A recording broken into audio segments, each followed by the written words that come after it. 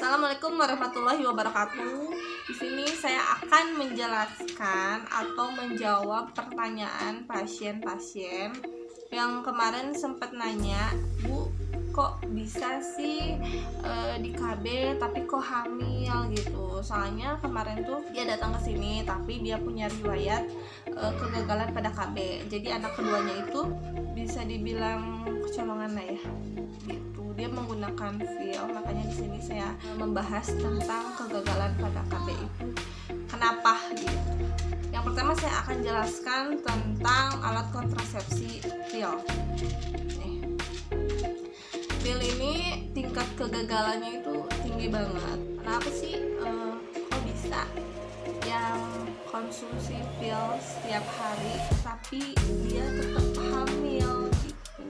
Nah, di sini perlu Bunda ketahui.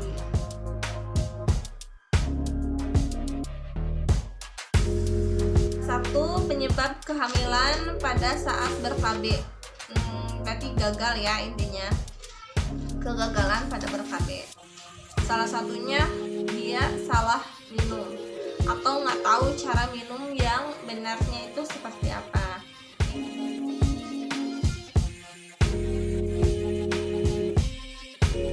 Dari itu harus konsisten. Pertama, misalnya kalian minum jam 6 sore, berarti selanjutnya kalian harus minum jam 6 sore. Nggak bisa kalian minum jam 9 atau jam 10 gitu, nggak boleh kayak gitu.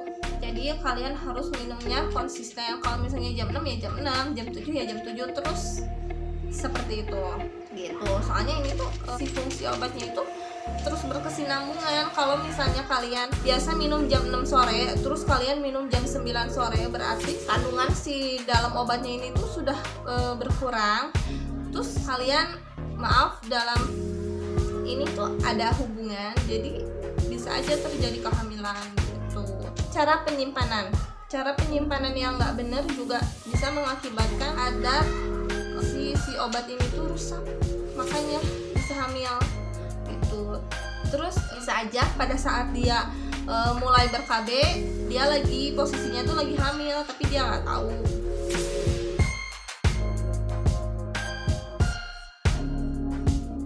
Kalau untuk KB yang 1 bulan atau yang 3 bulan ini sebenarnya hampir sama aja, cuman tingkat kegagalannya itu lebih tinggi si pil KB yang tadi dibanding si injek ini.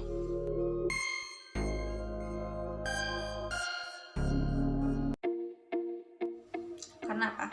Pertama, satu, jadwal suntiknya harusnya tanggal sekian, si pasien malah suntik tanggal sekian gitu. Itu kan udah molor gitu ya. Misalnya si pasiennya siangnya datang buat disuntik, terus malamnya dia langsung dipakai gitu. Tanpa disadari si pasiennya itu dalam keadaan masa subur. Nah, itu bisa aja terjadi kehamilan. Itu untuk akseptor baru ya gitu. Kalau misalnya si pasiennya taat pada jadwal suntik KB, maksudnya nggak pernah telat, terus konsisten juga dia, insya Allah sih nggak akan ada kegagalan ya. Meskipun KB itu nggak 100% mencegah kehamilan, dia tuh hanya 99% mencegah kehamilan dan 1% itu kegagalan gitu. Jadi buat kalian yang nggak mau terjadi kegagalan, buat yang akseptor KB pil atau KB suntik, ikuti jadwal yang disarankan oleh dokter atau oleh bidan gitu. Kalau misalnya pil disuruh minum jam segitu terus kalau misalnya suntik dijadwalkan tanggal 15 ya berarti kalian harus suntik pada saat tanggal tersebut gitu. Terus kalau misalnya untuk telat nih si pasiennya tapi kekeh mau disuntik gitu, tanya dulu udah dipakai apa belum, Bu, gitu ya. Meskipun suntik 3 bulan itu kan pengembalian kesuburannya lama ya, tapi kan kita nggak tahu gitu, mending ikutin prosedur aja. Nah, tanya terakhir dia hubungan kapan, misalnya nih tanggal sekian, tanggal 2, kita tunggu 2 minggu. Kalau misalnya hasilnya negatif, setelah 2 minggu itu kita tes pack Kalau misalnya hasilnya negatif, baru kita bisa suntik lagi. Tapi kalau misalnya hasilnya positif,